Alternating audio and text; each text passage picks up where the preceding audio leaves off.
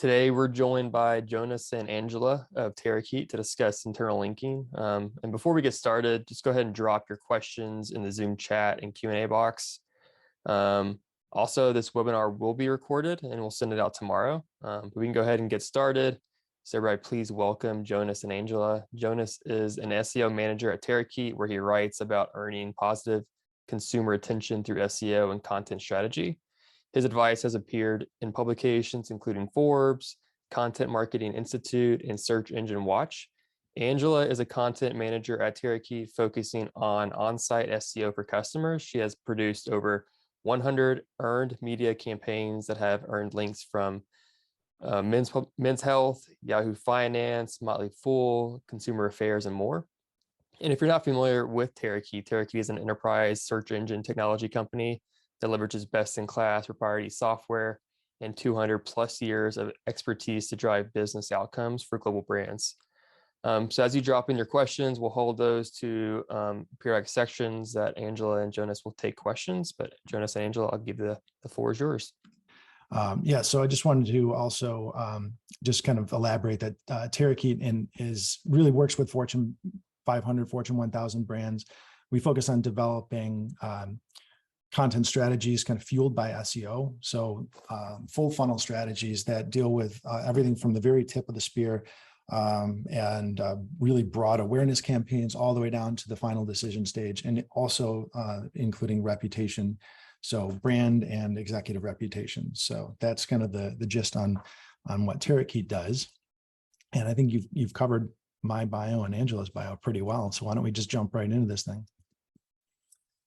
At the high level, I want to kind of just touch on what an internal link is definitionally, because I think there's sometimes there becomes a little bit of confusion when we talk about subdomains and actual root domains, because you've got some sites that contain multiple subdomains, and this question as to whether those would be internal links. And I guess I would just kind of define that as internal link is essentially a link between any part of a domain that you have control over. So in this case, if you have like WordPress, right, where there's many subdomains that are controlled by different people, those internal links on those subdomains would not be an internal link, because there's essentially different sites controlled by different people. Whereas if you have a domain with a blog.domain.com and maybe a solutions.domain.com, those would be considered internal links because you have control over the entire website and all of the subdomains yourself.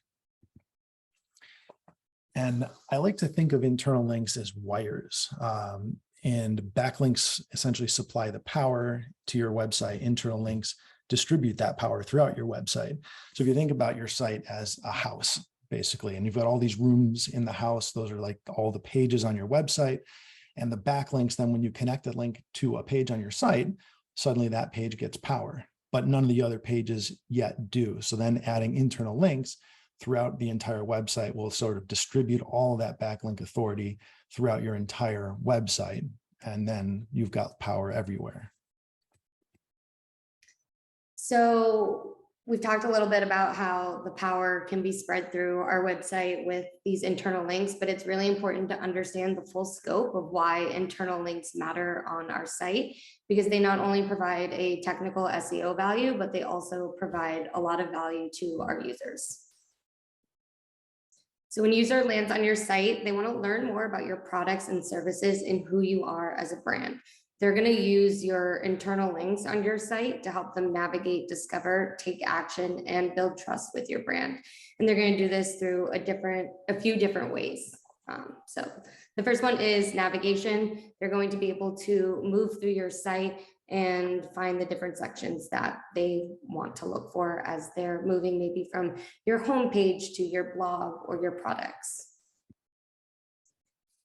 These links are also going to allow users to research a little bit more into a specific topic. So if they're reading a blog post and you introduce a new concept to them, they may be able to use your internal linking strategy to learn more about the topic because you provided them some additional research.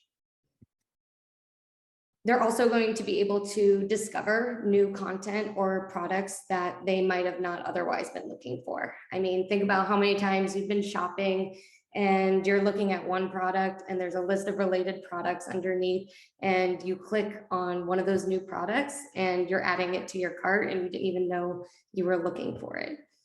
So that leads us to our next item here, is that internal links help users take action. So by placing your link strategically throughout your content and your website, you're able to prompt users to take action when it makes sense for them. So think about in your content, you're able to provide, additional research content or higher up in the funnel content for your users to explore, move them through the funnel, and then at the right moment, prompt them to take action with an interlink. It also helps users understand what they're clicking on. So if you're structuring your internal links throughout your site properly, your users won't be surprised as to what they're clicking on as they navigate through your site. And finally, it helps build trust. So you're able to show your users that your depth of knowledge on a topic covers everything that they're looking to understand, and that they can trust your insight and therefore your products and any other services that you might be offering, because you know what you're talking about. And in addition to helping users, internal links are an incredible tool for SEO. They bring a lot of efficiency, help search engines discover, understand, and prioritize your content. For prioritization, pages that have the most internal links are generally seen as being more important for your website, for your users. So Google uses the number of internal links to understand how frequently they might need to crawl your website, and maybe even if there's a number of pages that are similar, how to rank one over the other. They're an incredible discovery tool as well. Sometimes when you publish a new piece of content, a new blog post, a new page, if you don't link to that, it'll be an orphan page and Google will never know about it. So internal links help with search engines' ability to find your content more effectively, quicker, more efficiently. They also enable search engines to draw more context about the page that you're linking to. So a link in a piece of content that's surrounded by copy has a lot of context that passes through both the anchor text and the surrounding sentence and the surrounding paragraph and the surrounding section, all passes through to the new page so that Google can kind of understand a little bit more about what that page is, what the intent of it is. Helps search engines understand relationships and structure as well. So if you have a lot of different pages in a topic cluster, let's say, and you've got one pillar page and you have many sub pages, subtopics called cluster pages. That helps Google understand the structure of all of that content. What is the broader page and what are the subtopics within it? Or similarly with category pages and product pages, which one is the higher level encompassing page and which ones are related to it and how are they related? And then they also help amplify expertise on your website by showing search engines all of the related pieces of content that you have. How deep do you go on any particular subject? And this is really important, obviously, if you're familiar with expertise, authority, and trust, or EAT, which is the next piece of the puzzle, which this is all about taking, like if we remember back to the house illustration, taking the authority and the trust that you've earned from backlinks and funneling it through to the related pieces of content. So even if you have pieces of content that don't have direct links themselves, they can inherit some of that value from others. So now that we've kind of talked about the different uses of internal links and how they help both users and our technical SEO efforts, we've got to take a look at the different types of internal links that we can leverage on our site to fully leverage the value that they provide. So each of these different link types are going to meet different user needs, and it's important to understand the needs of your users and your technical SEO efforts to make sure that you're leveraging internal links to the proper extent and getting the most value from them. So the first example we have are editorial links. So these cover context, relationships, and distribute that backlink authority that we just talked about and saw with the house example. So these examples not only help our users, but they also have a technical SEO benefit, helping Google or search engines to understand the relationship of different pages within our sites, as well as the context that we're providing. And these are ultimately telling users what the page is about. Then we have our navigation links. These are the internal links that are our homepage, blog, product, different things like that. And they're going to provide the main themes of what your site is about and ultimately answer what your website is about as a whole. Then we have breadcrumbs. These are another form of navigation links. And these are going to help users understand where in the site that they are and how they got there. There's also sidebars and CTAs. These types of internal links can be additional navigation points, but they can also be opportunities for building relationships with your users as well as converting people on your site. This is an opportunity for you to show your users more. And then finally, there's footers. These are also types of navigational links, but they're going to explain who the company is about. So think about when you're looking at a website, if you scroll all the way down to the bottom, these are links that are often about us, our mission statement, editorial guidelines, contact us, etc. It's really helping answer who the company is. So we'll pause there, and if there are any questions, we can take those. Yeah, we do have a couple of questions, and you may cover them in the future, but I'll let you handle that. The first question from Anonymous: is there a recommended minimum amount of internal links you should put on each page? We do briefly cover it, but not in depth to the point where I think it would make sense to address it now. There isn't neither from Google. I think there's a lot of people that have tried to craft algorithms that say, if a page has certain number of authority, and they try to, use a lot of complicated formulas. Ultimately, if a page has a lot of authority to pass along, and not just the number of backlinks to pass along, but think about the referring domains. Are they high value? Are they high authority domains that are linking? So look at things like page authority and URL authority. And if a page has a lot to pass on, then make sure that you're linking out maybe a little bit more on those pages to pass the authority along. But there isn't a ratio that says if you have X number of words or X number of links, then do X number of internal links. Just be mindful of keeping a balance between high authority pages need to have more value to pass on, but also don't go overboard so that things start to look spammy because you have too many links. And also be thinking about the user experience with that, because having too many links just doesn't look good. So keep all that in mind. I don't know, Angela, do you have anything additional? No, I think it makes sense, especially in terms of think about the user and their experience and making sure that you're not overwhelming them, and providing them the most valuable information that really fits their needs. Awesome. And then Emma has a question. Can you give some examples of breadcrumbs?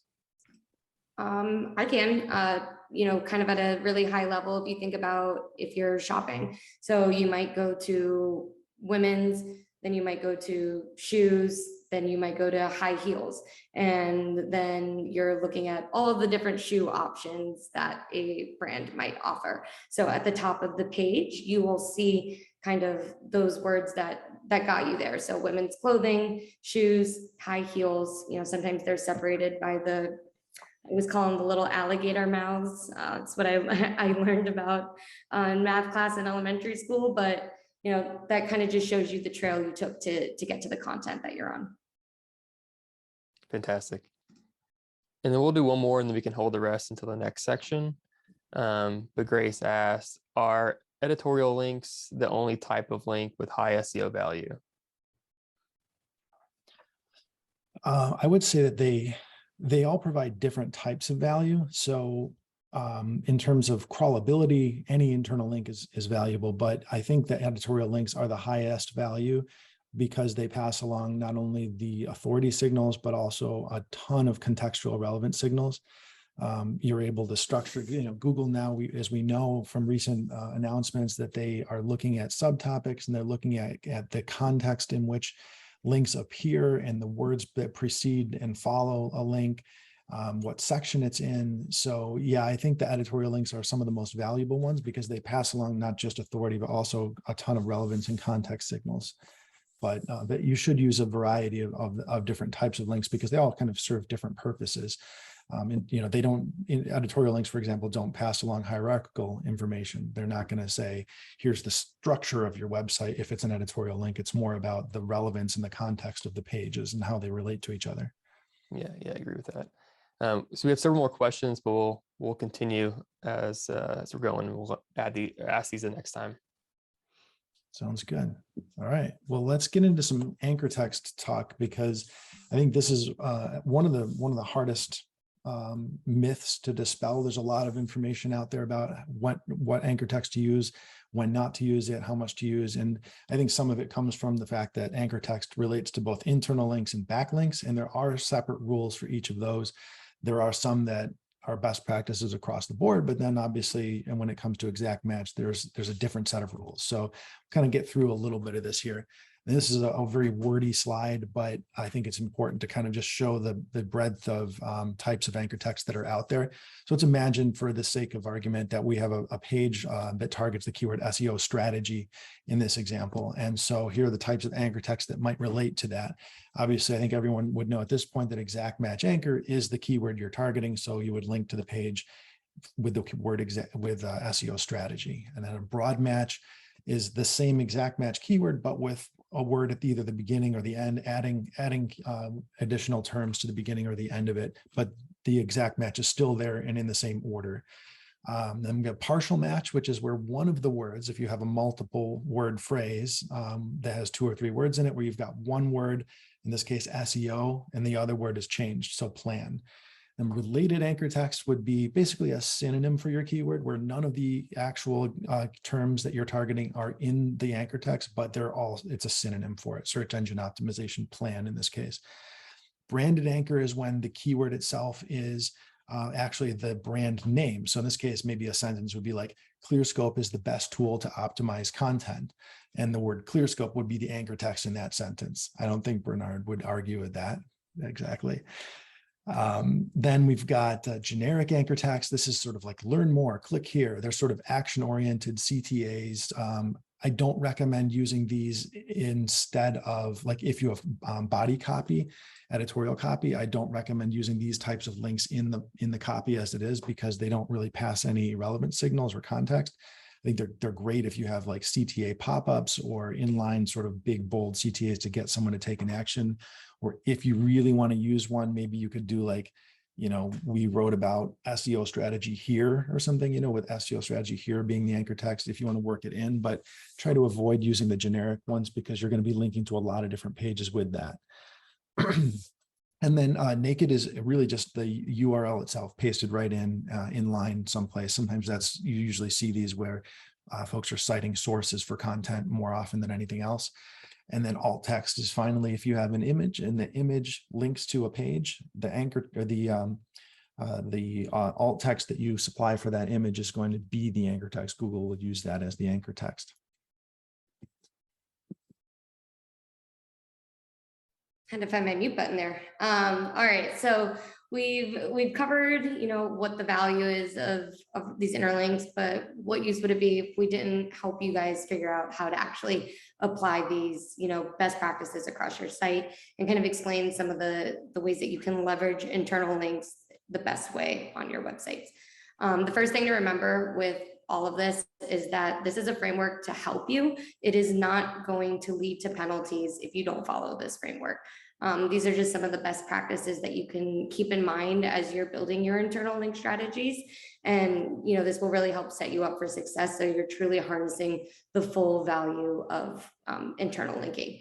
And one way that you can do that is with the I care framework. So we'll start with intent, which is the I in I care.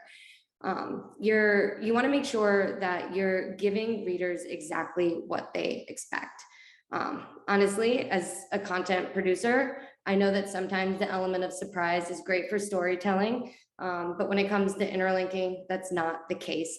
You want your users to expect what they're clicking on. So looking at this example, strong customer relationships lead to better brand loyalty. And in this example, we're linking to a guide on how to build customer relationships. This makes sense for the users. They want to understand, okay, well, what is a strong customer relationship? So now they're going to click on this and they're going to dive in a little bit further. Not so great example of this is strong customer relationships lead to better brand loyalty. So the same sentence, but instead we're linking out to our CRM software solution page where a user is going to land on this page and be encouraged to buy a product that they're not ready to purchase yet. So they're a little confused as to why they're on this product page because they still need to go back and figure out like how to build customer relationships. Intent kind of ties right into this next one, the C of I care, and that's context.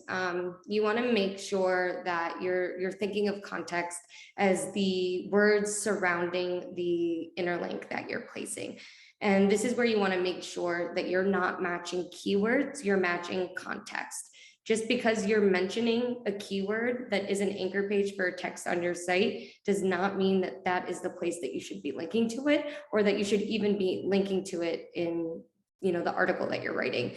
It all depends on the context. So for example, put your audience at the center of your SEO strategy. The context around this link suggests that what I'm about to click on is going to give me a guide on how to put people at the center of my SEO strategy, or more details on developing my strategy. So this is a great example. And the wrong or not so great example, we are talking about a specific brand. So we're saying Birdie's SEO strategy is built around topic clusters. The SEO strategy link here doesn't really make sense. The context around it does not lead me to believe that I'm about to click into a how-to guide. It maybe suggests that I might look at something closer that is specific to Birdie. Maybe in this instance, you would not link to SEO strategy, and maybe there's something you could link to on your site around topic clusters instead, because here's where you can learn a little bit more about what those are, and the context surrounding that link leads you to believe that. And back to the anchor text discussion, anchor text tells a really rich story about what the page is about, what you're linking to, the intent behind the page, whether it's informational or definitional or something that somebody wants to purchase. So using the right anchor text is critical. And I would recommend you pull your anchor text from the keywords you want a page to rank for. So if you've done your keyword research and you've got a list of 50 terms that you think this page should rank for because the top ranking website ranks in, so let's say has 50 of these keywords that rank in the top 3 for that page, it's possible, you can get there. So I would pull your list of anchor text from those keywords for both for internal links and for backlinks in this case. So as one example, you have a sentence, if you publish health content, you need to know what EAT is. So in this case, what is EAT is the target keyword. The article is about what EAT is. It explains how Google's expertise, authority, and trust is critical for SEO, and explains how it works a little bit. And in the second example, the not as good example, we have the same sentence, but we've shifted the anchor text to publish health content. And in that case, the page isn't about publishing health content, so it doesn't make as much sense. And I think sometimes this happens because folks get a little bit timid about using keywords in anchor text. Because of the fear of getting a penalty, they start to think, well, I better mix it up. I've used a lot of keywords in anchor to this page. I really shouldn't do that. So I'm just going to, shift it to something that doesn't make as much sense. This is why we often see generic anchor like click here and naked URLs, because people are trying to sort of dilute the keywords that they're linking to pages with, but not a concern, as we'll get to a little bit later as well. But I would bring us down to the next relevance, which is kind of similar to what we were talking about before in terms of context, but in this case, I'm talking about adding links where they're most relevant in the content itself. I know there's a lot of information out there that's old that still says add links higher. The first link on the page is the most valuable. It's not true. So add them, higher up on the page because the first mention or whatever. And don't just ignore that, because that's not where Google is these days. Google's thinking about user experience and about context and relevance. And so in this case, the right way to add this would be as if you have a whole subsection, let's say an H2 or an H3, that's all about one particular topic, and you mention that keyword multiple times. You mentioned related entities to that keyword in that topic. That's where you want to add the link. It'll provide the most value. Whereas in the wrong example, I don't, as Angela said earlier, this isn't about you're going to get a penalty, or this isn't a terrible example. It's just which is the best way to do this. If you mention something multiple times, just adding it randomly, even if it's contextually relevant, even if everything makes sense, but there's a better place for it, add it in the best place possible. It's where users expect to find it, and it's got more signals of relevance packed into it for search engines as well. And in this case, I'm going to break the rules that we just mentioned a little bit. Sometimes you're going to have pages that have a lot of authority, that have just inherited a ton of backlinks, whether you built them or not. They just have a lot of juice to pass along. And maybe there isn't a lot of content on the page. Maybe maybe it's an infographic heavy page. If you can add some content to it in order to link out, do so always. Make the page better.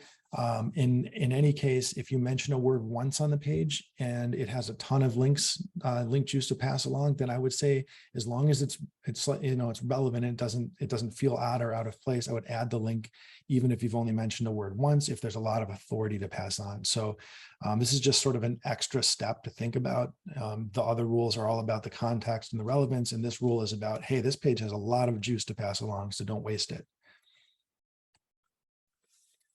And if you've got any other questions you want to We do, yeah, we have several. So starting with anonymous, what are your insights on in-text brand CTAs at the end of a blog, like supplementary to sidebar and footer buttons?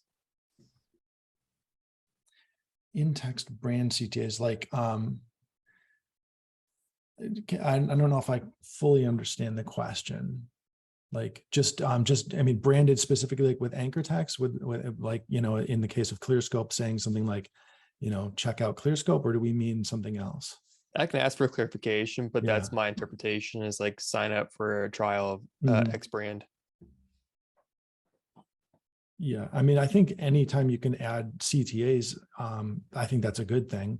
I don't, if it's a sidebar link, I think it's generally seen as more supplementary content, so it passes less, slightly less in terms of context. And I honestly don't think that sidebar and like sort of the more commercial oriented types of links pass much in the way of authority. I think it's more about, in that case, navigation and discovery, more so than anything else, because they have commercial value. So I don't think Google is going to like pass as much as authority on. But if you do have sidebar links that are sort of more, hey, here's all of the things, here's all the other pages we have about this topic, then I think that's a bit different. That'll pass a little bit more, hey, here's a bucket of relevance that you need to pay attention to.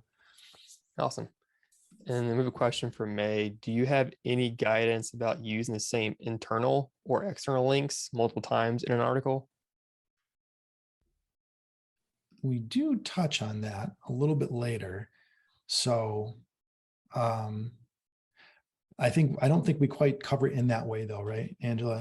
No, it's more about the anchor text, but I think it's like, if you have a chance and it makes sense to link to the same article twice, should you do it within your content? Yeah, I think in this case, it's one of those, if you have a lot of links on the page already and it looks like it just adds one more, then why do it? But if you don't, then, and there's an opportunity to do so, then yeah. And I know that there is speculation out there that says, well, Google will only count the first anchor text if you link to the same page twice. I don't know if that's really true, and I wouldn't really get hung up on it. I think if it makes sense to the user, it's not really going to do, I think, if you've already got a link in place, it's going to help your search engine already, optimization already. So the second one might be more for users, depending upon where it is.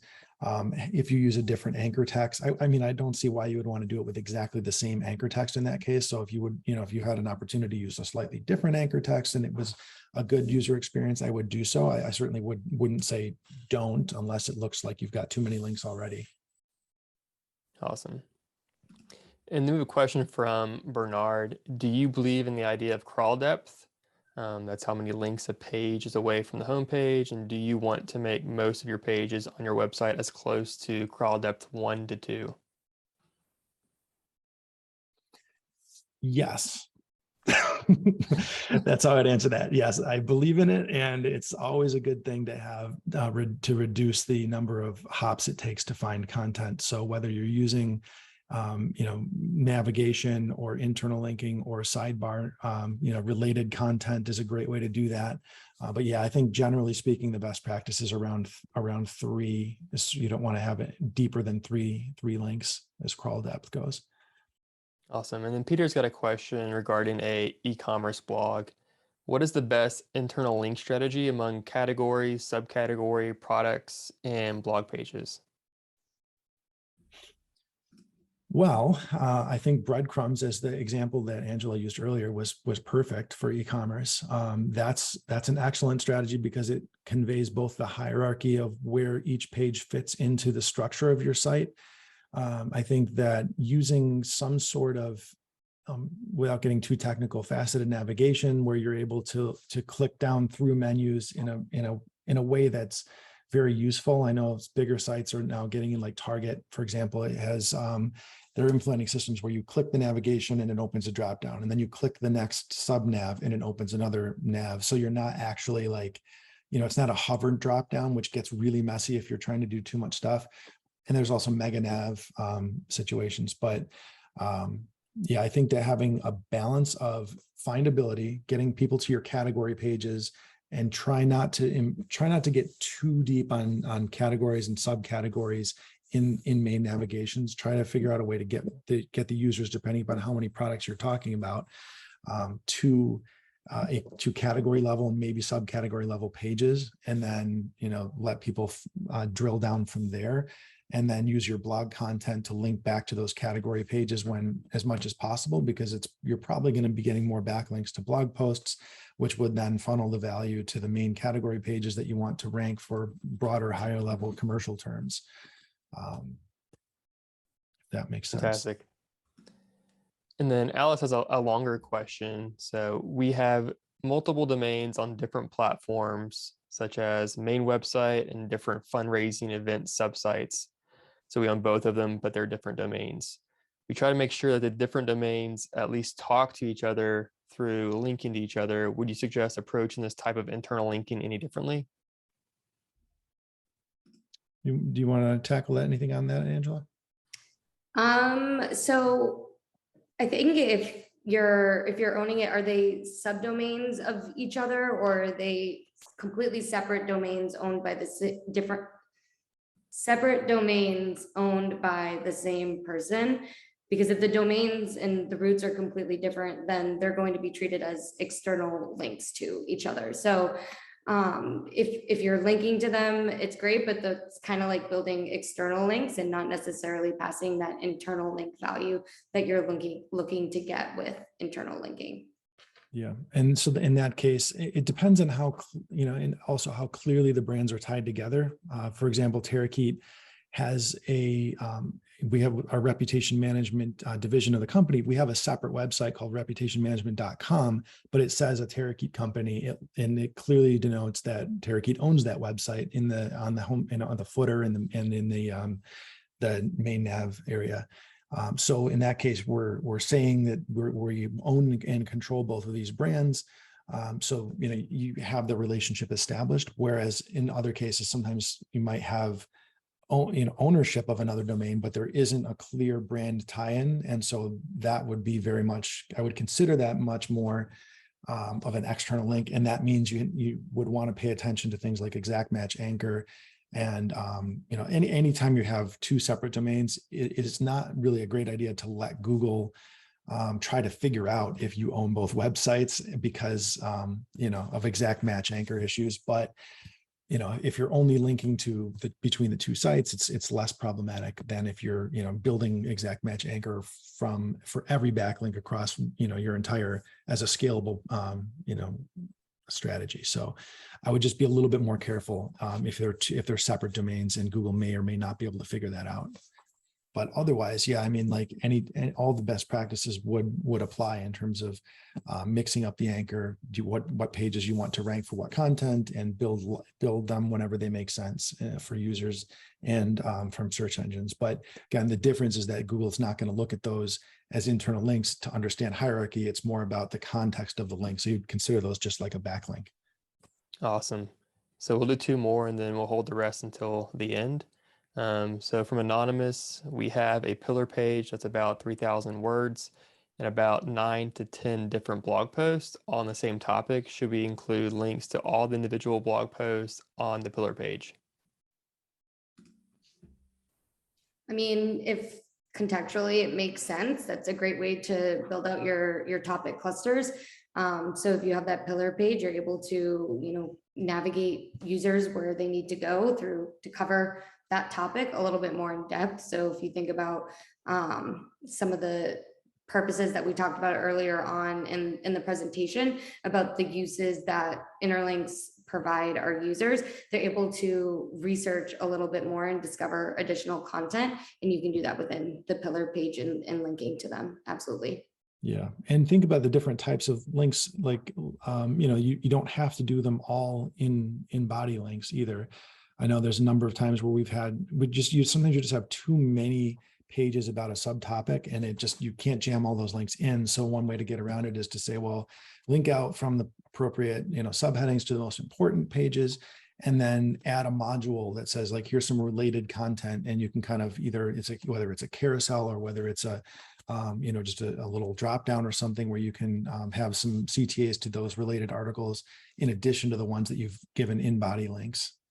Yeah, I've seen like brands sometimes will say like this article is part of a guide, and it will list out kind of the rest of the articles that you might want to explore in relation to that guide to continue to cover the topic.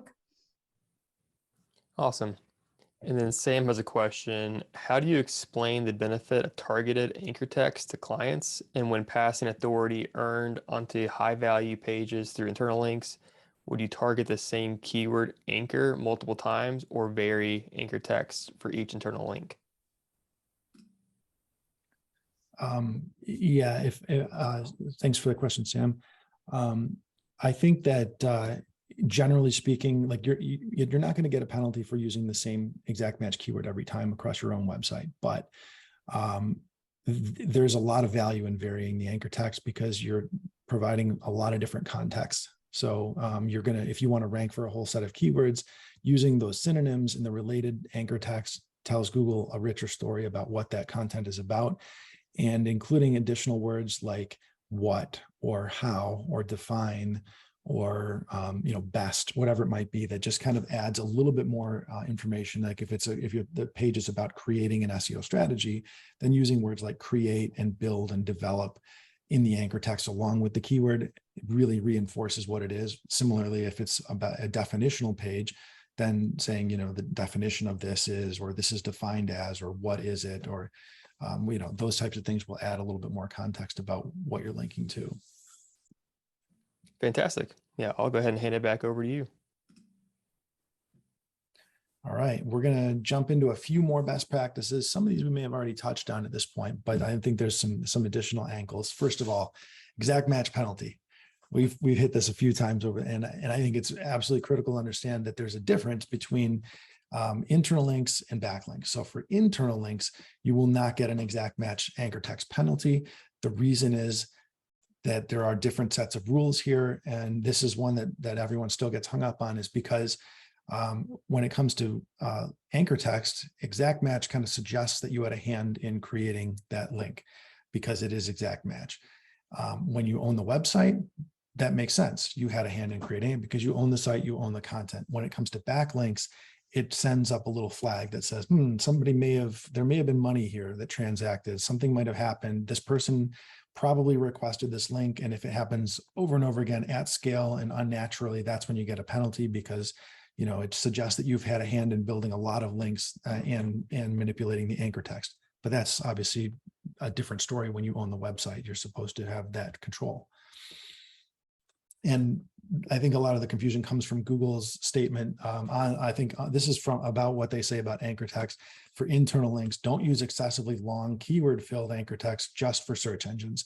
And I think that gets misinterpreted as, you can't use keywords or like overuse keywords or you'll get a penalty. But what they clarify as saying is use short descriptive text that explains what the page is about. And that is keyword anchor text. That's broad match. It's exact match. I mean, you can't not use exact match keywords and use short descriptive keywords like that, those two things are at odds with each other. So an example, I think, of what they're trying to say when they say don't use keyword filled anchors is create a detailed search engine optimization strategy plan. That doesn't make sense. It's a bad user experience. It's filled with keywords and it doesn't read properly. Whereas create a detailed SEO strategy, sure, that makes sense. I mean, you can use that on internal links. I think that's the differentiator that often we like to read too much into what John Mueller and others tend to say, and we get afraid. But just remember that there's a big difference between the reason is that you have control over one, and you shouldn't have control over the other.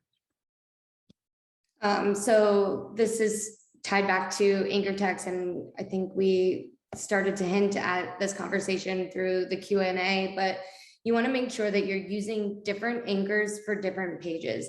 You do not want to use the same anchor text to describe two different articles. Again, you're not going to get a penalty if you do this, but this is a good best practice to follow. And this is not only true within maybe the same article or same page, but this is true throughout your entire domain. And what that means is that your interlinking strategy is an ongoing effort that you should be revisiting on a very regular basis, because as you produce more content, you might produce more targeted content where the anchor text that you might have been using previously to describe one page now actually makes more sense to the page that you've added to your site. So you should be going back through your web page or website and updating those internal links to be either to the new page that you've produced, and that's the anchor text that you want it to align to, or removing the links from that anchor text that is no longer relevant for the page that you're linking out to.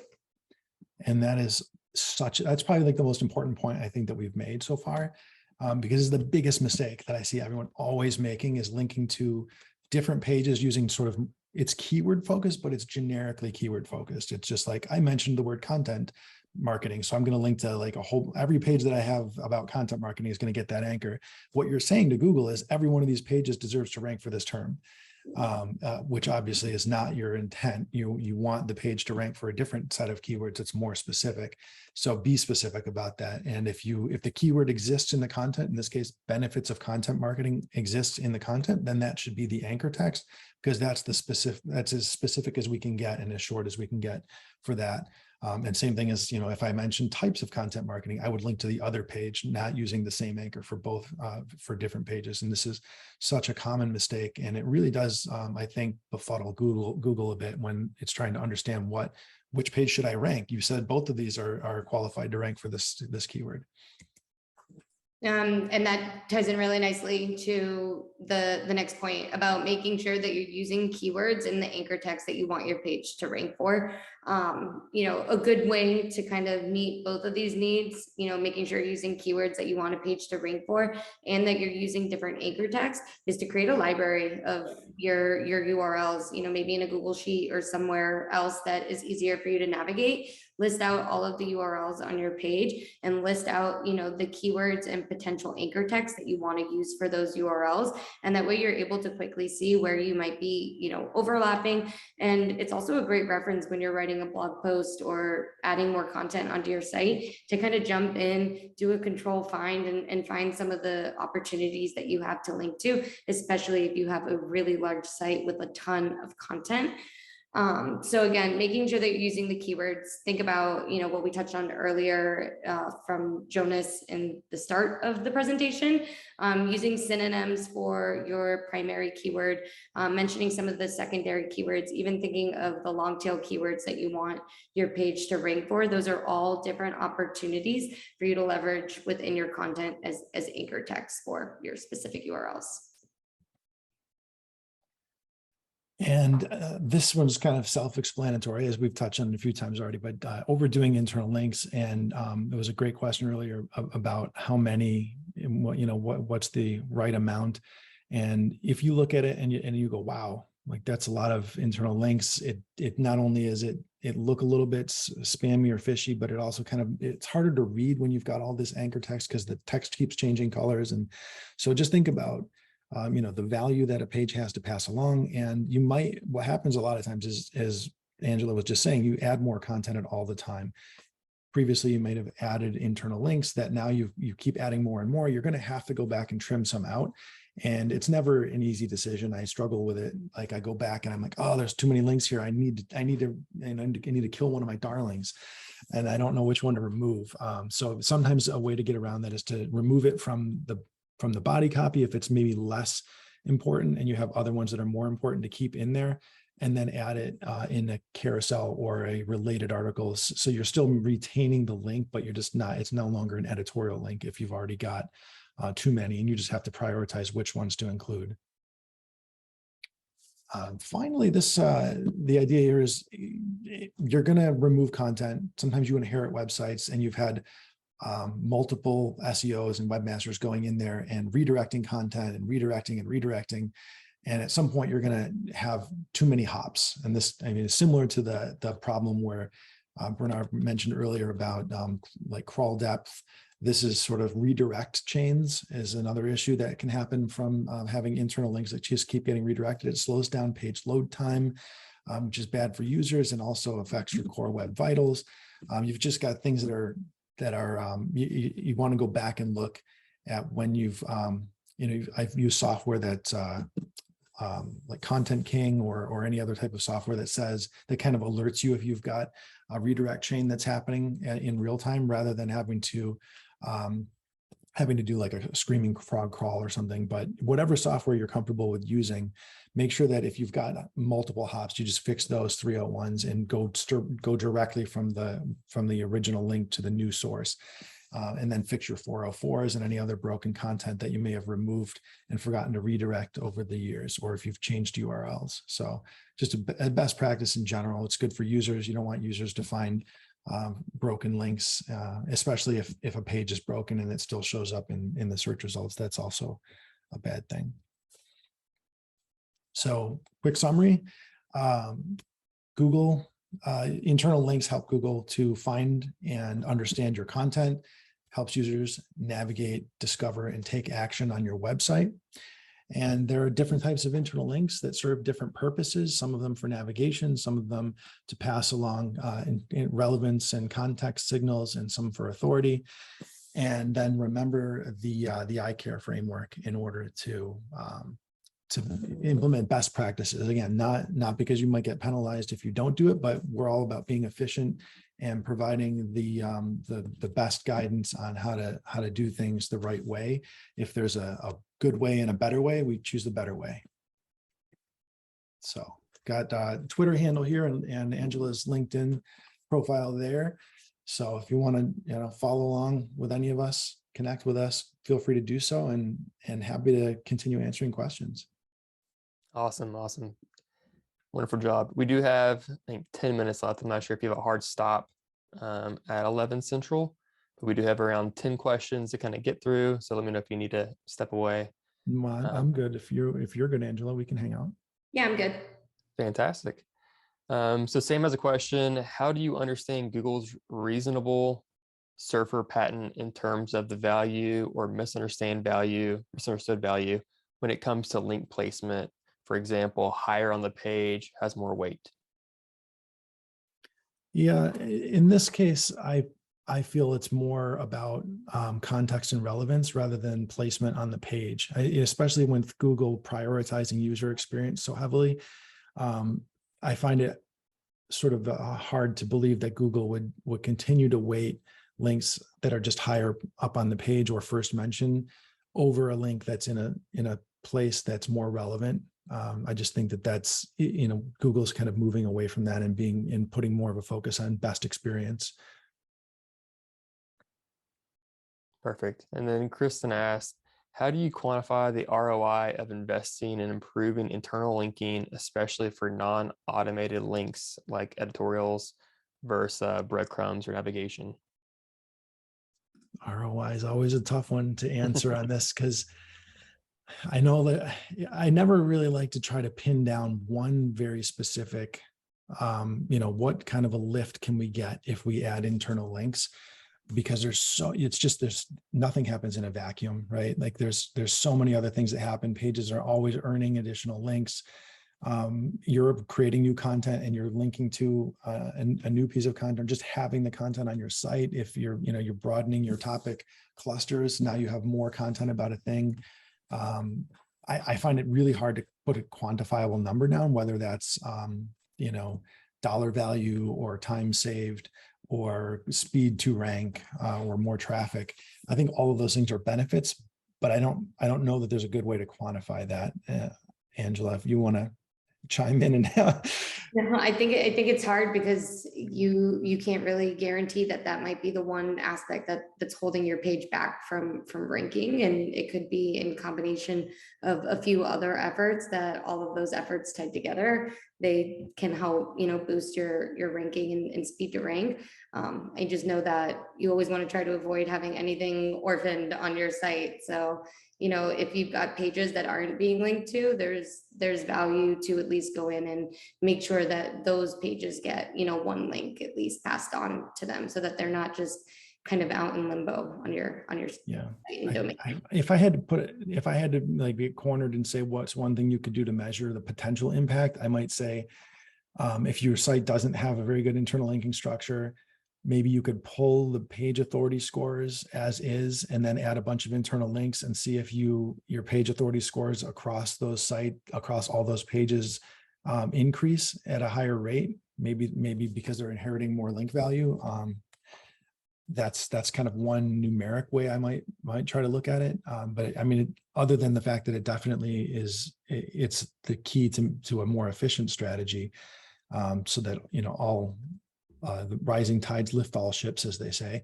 If you have all those internal links, they're all connected and they'll sort of pull each other up a little bit more quickly. But I don't really think I have a hard data point to say that you'll get this much money back from an investment in it. It makes sense. An anonymous asked, I'd like to know your opinion about the reverse silo internal linking strategy. Do you apply it, and do you apply it successfully? Silos. I don't like that word. There's pros and cons to it. I think that, like, in terms of siloing, I'm not a fan of the version where it's like, either, don't link out from this topic cluster to any other topic cluster, keep it all in the family. Like, I'm not a fan of that strategy, because I view topics as being interconnected. Everything is interconnected. Content strategy is connected to SEO strategy, is connected to lead generation. There's like Venn diagram circles. And so it doesn't make sense, especially with Google putting so much emphasis on understanding relationships and overlapping topics and everything. Like, I feel like that would probably be a disservice. I mean, if you just pull up any report in ClearScope, if you run a report, you'll see, that any particular page has semantically connected themes, and those themes are going to appear on other reports as well that are related to each other. So I don't agree with the siloing of any topic clusters in general. And also, I guess there's also the thinking of only link up from cluster pages to pillar pages, but maybe don't link back down. There's other versions of siloing. And I also am not a fan of that, because you want to draw those connections. You want those wires to be connected to say, this is the, here's my pillar page about this big broad theme, and here's a subtopic within that on the pillar page. And here's our piece of content that expands on that, that's all about it. And then that expanded page would then link back to the cluster or the pillar page and say, well, here's the broader section that's more definitional about this entire theme. That's just my take on it. I don't know if there's anything more you've experienced, Angela. That makes sense. No, I mean, I'm right there with you. There's so much overlap between our content that it's important to make those connections, because they're not, people aren't thinking in silos. So we shouldn't be kind of leaving them up in silos either. Yeah. And when it comes down to is like, whenever you have a question and I'm not sure, like, what is the answer to this question, I think about what is Google trying to achieve. And if the answer, if you answer that question in a way that sort of goes against what Google's trying to achieve, which is sort of, I'm going to silo this because I want to sort of manipulate the relevance signal, then that's not in line with where Google is or is going, which is, I want the best user experience. And if the best user experience means somebody that's on one particular topic cluster might be interested in something that's in another topic cluster, and sort of gating them from that would not be a good user experience. So I guess that's what I always say. What would Google do? What would Google say? We always want to stay in line with their guidance. Yeah, it makes a ton of sense. And then another question from Anonymous: how would you go about performing an internal linking audit, and what tools would you use? Do you ever do anything like that on your delivery side? Not on the content team. But I have asked for these reports before because I do use them in, figuring out like what pages we need to link out to. I believe they use Screaming Frog, if I'm not wrong. Yeah, I like to use Content King, and I know that might be there's a smaller set of us at Terakeet that do it, and it's primarily because it's I think it's better for sites that maybe don't have 20 million pages on them or something, where you want to have a giant full crawl, but it's like always on. So I can pop into any page and I can see what are the referring pages to this, what are the anchor texts that are being used. So it's really good for that. I definitely am a fan of auditing internal links, especially if you've got multiple content creators that are working. It's a good idea to go back and look.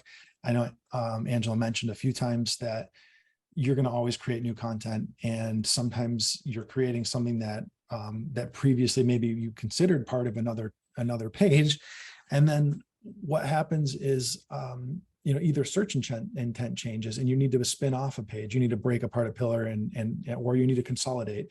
So it's always a good idea to go back and audit the internal links to make sure you're using a wide variety, you're not missing opportunities, because maybe there's some if you have 10 higher volume terms that you want a page to rank for that are that you've used throughout your content, but you haven't actually used those as anchor text.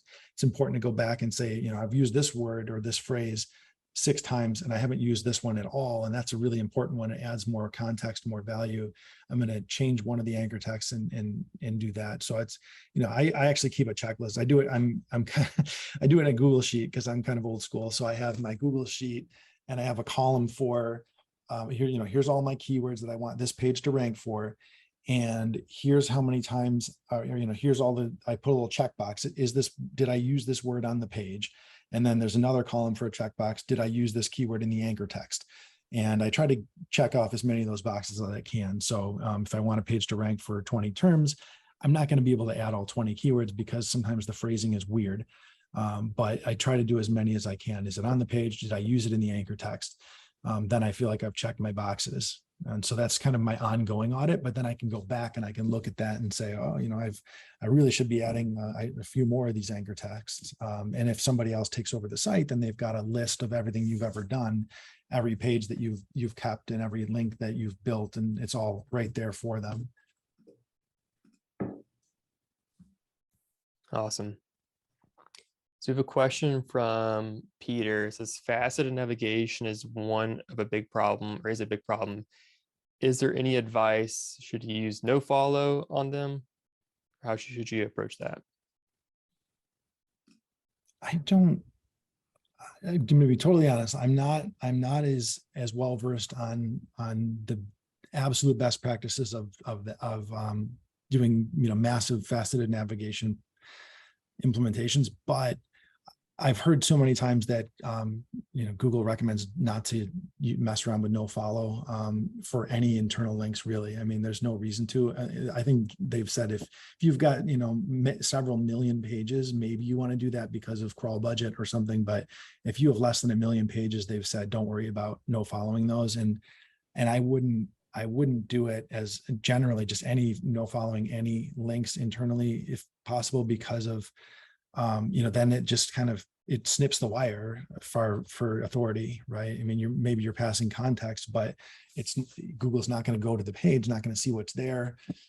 So, I feel like there's too much risk involved in doing that. I don't see the benefit side of it. Awesome. Makes sense. It'd be like, that house diagram would be, yes, you get 3 links, 3 rooms would be lit up and the rest would be dark. And then let's see, we have 2 more questions. First one's from Wendy. New research suggests benefits from removing navigation from a homepage header similar to a landing page in order to move the user down the homepage. With this process, homepage main navigation is in the footer. What are your thoughts about this practice? That it feels like that's, I guess I wouldn't know if the reason is to force people down the page to get people to scroll deeper because, maybe there's a theory that keeping them on the page longer is good for SEO, or, scroll depth is good for SEO. I feel like that's at the expense of letting them do what they want. And I don't really see the need. I mean, I've even seen, I think a stronger use case would be like if you had a high conversion page, landing page, and you wanted to remove the navigation because you want them to make that conversion. But even then I would say it's not good because, let users do what they want to do and how they want to do it. So provide them with the pathways that you want to take, and let them find the way that's the least resistance for them. And then use heat mapping software if you need to see what's being clicked on and where they're moving and what they're doing. But I wouldn't try to gate them especially from something that's so common that everyone is expecting to find navigation at the top. If that's not there, they might just look at that and go, oh, there's nowhere to go here. I'm just going to leave because I think the site's broken because there's no navigation where I should expect to find it. So. Yeah, that makes a lot of sense. And then the last question's from Lauren. She's asking, do you have a different spreadsheet to keep track of internal linking for every article you write? I don't. I have one spreadsheet that is all of my keywords in one column, search volume. Actually, if we've got the topic cluster, if you search topic clusters and you go to Terakeet, you should find us somewhere on the first page. I've got a downloadable template that I use for all my topic clusters there. I don't know that I have my, it's basically like, columns for category, cluster, head term, all the keywords that would rank for that page, and then formulas to sum up the value in the search volume. I don't know that I have the check the columns for internal linking or anchor text on there or not. I can't remember. I have it on my main spreadsheet, but yeah, I keep track of everything on one page. I guess if you have 100,000 keywords you're tracking, that's a different story. Then maybe you want to break it out by cluster or by page to make it a little bit more manageable. But whatever works for you, really. I mean, I like to have everything on one page because I'm only tracking, I think, 10,000 keywords or something. So I can sort and filter, and that's why I like it. Like I can just turn on a filter and I can say, show me all the head terms that contain this keyword, and then they're all right there. And I don't have to go zipping around to different documents or different tabs or anything. But whatever your workflow is probably what works best for you. And I'd say from just the content production standpoint, what you mentioned, Jonas, about at least having a page of your primary keywords, your secondary keywords, and URL, it at least gives you an opportunity of being able, as you're writing new content, to go back and say okay, I know that I want this page to rank for these keywords. Here's my secondary keywords and my primary keywords for this URL. Okay, I'm talking about all of those here in this new blog article I'm producing. You can quickly jump in and grab, and it's kind of that cheat sheet to understand what you're looking to link to, and making sure that you're using the best anchor text within your articles. Awesome. Well, that's all the questions we've received so far. Great job, though. Big thank you to Jonas and Angela for joining us today, and to Terakeet for lending you out. We'll be sending this recording out tomorrow morning, along with Jonas and Angela's social handles, in case you have any additional questions or want to connect with them. But Jonas, Angela, do y'all have any parting words before we sign off? No, thanks for having us. And my piece of advice, especially when it comes to content and linking out, just think about your users first, and not necessarily the search engine aspect, because Google's thinking like humans. So we should make sure that we're writing and thinking like humans. Yeah. And it's been a blast again, as it was last time. I think it's been a year, as I recall, since the last time we did this, and we did it on topic clusters. So this is highly related. So you can even throw a link to that Topic Clusters webinar in the email if anybody wants to go and catch up on that, because that's kind of like the sort of the bigger picture of this one.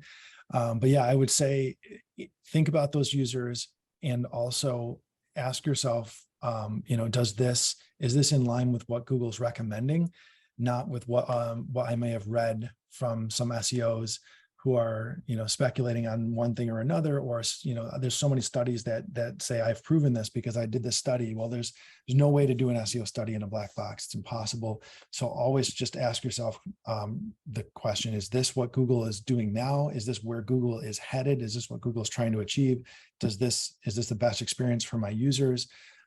And a lot of the mystery will sort of evaporate, and it'll be a lot easier to implement a strategy and stay organized and keep your notes and your details as your teams grow and you have more people writing content and publishing content, that everyone has access to the same information and that they know where you came from and where you're going, so that there's, somebody else doesn't take over and then start doing things differently and wrecking the progress that you've already made. Fantastic. Those are great parting words. Everybody have a great rest of your day, and take care. Thank you. Thank you. Now, before we wrap this up, don't forget to share, like, and subscribe so you don't miss out on more great content from the industry's best SEOs, content marketers, and content strategists. The ClearScope webinar series happens every week and helps SEO content creators of all skill levels advance their knowledge. Hope to see you. Tune in next time.